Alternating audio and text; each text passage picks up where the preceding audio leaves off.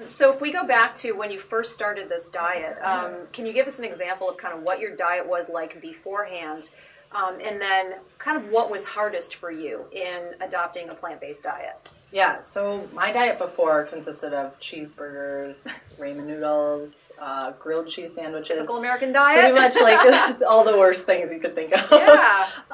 And I was very sick, obviously unhealthy, I had no energy. When I first transitioned, actually the first week of plant-based, I felt awful. Like I felt low energy levels. Yep. I had like weird stomach pains. I'm like, what is this? Yeah. And at first I'm like, oh, this is terrible. Like this isn't going to work. I had read from Dr. Campbell, who was a co-author of the China study, that you can actually withdraw from the processed foods and the bad things that you're eating. Mm-hmm. So, and he said it could last about a week. So that was pretty much what I was experiencing. By the second week, I felt a lot better. And I'd say the hardest part when I first transitioned was giving up cheeseburgers. Yeah. Because that was like my favorite thing to eat. And probably, is it still? I mean, if you have a cheat food, is that your cheat food? No, I don't eat cheeseburgers anymore. Okay. But I do like bean burgers. Uh-huh. That's like one of my favorite things to eat.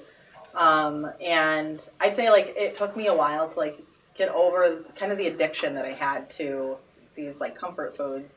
Yeah. And that was definitely, I'd say, the hardest part, and really overcoming the psychological aspect of why I had gained 300 pounds, or been 300 pounds at that point. Yeah. And realizing that losing weight and sustaining a weight loss has a lot more to do with your mental and psychological health than actually what you're putting in your mouth. I mean, obviously, that's directly related, what you're putting in your mouth, calories, and where it's coming from.